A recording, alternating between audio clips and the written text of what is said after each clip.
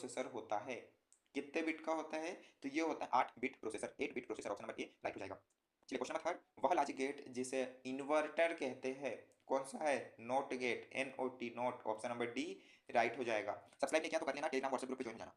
Okay, ये सारे question paper हमने हमारी वेबसाइट पे अपडेट कर दिया है। वेबसाइट का नाम है rssuniversity.in। वेबसाइट पे जाके आप सारे प्रश्न पत्र देख सकते हो। क्वेश्चन 4 देखिए, ईसीजी का फुल फॉर्म क्या होता है?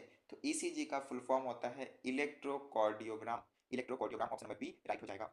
और क्वेश्चन 5 है, एक सामान्य एक्सकिरण मशीन में एक्सकिरण उत्पन्न होती है, तो ये होती है रेडियो एक्टिव पदार्थ पर कैथोड किरण डालने से, ऑप्शन नंबर ए इसमें राइट हो जाएगा। ठीक है, चलिएगा देखिए, आपका जो भी फाउंडेशन है, चाहे आप बीए से हो, बीएससी से हो, बीकॉम, बीबीए, बीसीए, बीएचएससी, सारे सब्जेक्ट के फाउंडेशन पेपर हम आपको इसी चैनल पे प्रोवाइड कर रहे हैं आंसर्स के साथ। 100 प्रश्न होते हैं आपके, मतलब जैसे फाउंडेशन 1 हुआ तो पार्ट ए और पार्ट बी 50-50 करके 100 क्वेश्चन, फाउंडेशन सेकंड में पार्ट ए पार्ट बी 50-50 करके 100 क्वेश्चन, इसी तरह से सारे प्रश्नों के 100 दूनी 200 प्रश्नों के आंसर्स के साथ हम आपको फाउंडेशन क्वेश्चन प्रोवाइड करने वाले प्रीवियस ईयर पेपर। तो सब्सक्राइब कर लेना जिससे नोटिफिकेशन आपके पास पहुंच सके और सबसे पहले आप क्वेश्चन देख पाओ। यहाँ पे देखिएगा 5 प्रश्न हमें करना है, यूनिट वाइज दिया है अथवा सहित, और एक प्रश्न जो है 5 नंबर का है। ठीक है, यूनिट 1 से प्रश्न देखना जो पूछा गया है, EX OR तथा EX नॉर गेट को सत्यता सारणी बनाकर समझाइए। मोस्ट इंपॉर्टेंट है, आपको ये क्वेश्चन का भी प्रश्न पढ़ के जाना है और ये अथवा का जो प्रश्न पूछा है ये भी पढ़ के जाना है, क्योंकि कौन सा प्रश्न पूछ लिया जाए आपके एग्जाम में इसकी गारंटी नहीं है, सारे प्रश्न यहाँ पे इंपॉर्टेंट है ना। अब देखिएगा, एंड और तथा नोट गेट का आरेख खींचकर सत्यता सारणी समझाइए। यूनिट सेकंड से देखना, 1S कंप्लीमेंट तथा 2S कंप्लीमेंट विधि की तुलना कीजिए, और इसके अथवा में पूछा है थेवेनिन के प्रमेय लिखकर सिद्ध कीजिए। मोस्ट इंपॉर्टेंट है थेवेनिन का प्रमेय, आप पढ़ के जाइएगा। यूनिट थर्ड, टीटीएल तथा सीएमओएस लॉजिक फैमिली में अंतर स्पष्ट कीजिए, और इसके अथवा में पूछा है लॉजिक फैमिलीज का वर्णन कीजिए, है ना। यूनिट 4 पूछा गया है 8085 माइक्रो प्रोसेसर का पिन आरेख बनाइए, और अथवा में है 8085 माइक्रो प्रोसेसर की इनपुट आउटपुट इंटरफेसिंग को समझाइए।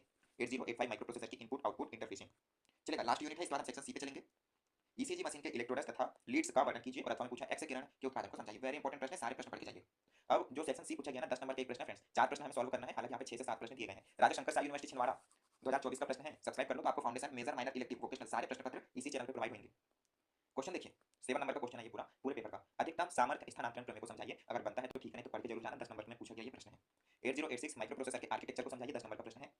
नेक्स्ट है 8085 माइक्रो प्रोसेसर का आंतरिक आर्किटेक्चर स्पष्ट ब्लॉक डायग्राम के साथ समझाइए। तो ये जो 8085 माइक्रो प्रोसेसर है ना, इनके क्वेश्चन से समझ में आ रहा है कि भाई वेरी आई होती है, पढ़ के जरूर जाइएगा, इसी पेपर में 3 से 4 क्वेश्चन पूछ लिए इससे रिलेटेड, है ना, तो आपके पेपर में तो आने आना है। क्वेश्चन नंबर 10, एक्स किरण मशीन के निम्न बिंदुओं को समझाइए। तो जो एक्स किरण मशीन है उसमें सिद्धांत, कार्यविधि और उपयोग तीनों को बताना है। ओके, ईसीजी मशीन का ब्लॉक डायग्राम बनाकर इसकी कार्यविधि भी समझाना है। नेक्स्ट क्वेश्चन है नॉर्टन प्रमेय क्या है, इस प्रमेय के सरलीकरण को समझाइए। और फिर है बीसीडी कोड तथा ग्रे कोड कन्वर्जन को उदाहरण सहित समझाइए। तो ये